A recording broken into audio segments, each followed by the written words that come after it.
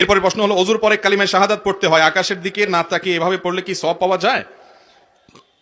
ওযু শেষ হওয়ার পর কেউ যদি কালিমায়ে শাহাদা পাঠ করে, আশহাদু আল্লা ইলাহা ইল্লাল্লাহু ওয়াহদাহু লা শারীকা লাহু ওয়া আশহাদু আন্না মুহাম্মাদান আবদুহু ওয়া রাসূলুহু, কেউ যদি কালিমায়ে শাহাদা পাঠ করে ওযু করার পর, এবং কোন কোন রিওয়ায়াতে একটা দোয়ার কথা আসছে, আল্লাহুম্মা জাআলনি মিনাত তাওয়াবিন ওয়া জাআলনি মিনাল মুতাতাহহিরিন।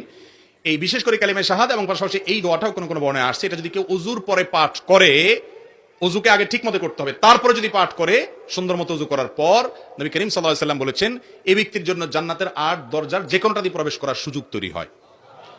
এই আমলটা অত্যন্ত গুরুত্বপূর্ণ একটা আমল, কিন্তু আগে ইসবাগে ওযু করতে হবে। ওযুর ক্ষেত্রে সমস্ত হাদিসগুলো দেখলে দেখা যায় নবী করিম সাল্লাল্লাহু আলাইহি সাল্লাম ওযুকে ইসবাগ করতে বলেছেন, অর্থাৎ ওযুকে পরিপূর্ণ করতে বলেছেন। ওযুর পরিপূর্ণতা বুঝেন, এই যে শীতের সময় একটু কোন রকম পানি দিয়ে তাড়াতাড়ি করে আপনি জান বাঁচায় ফেললেন, এটা কি পরিপূর্ণ ওযু হয়? ভালো করে ডলতে হয়, ভালো করে ডলতে হয়। ওয়াইলুল লিল আকাবি মিনান নার, পায়ের গিড়াগুলো গোড়ালিগুলো শুকনা থাকে, এবং বিশেষ করে শীতের সময়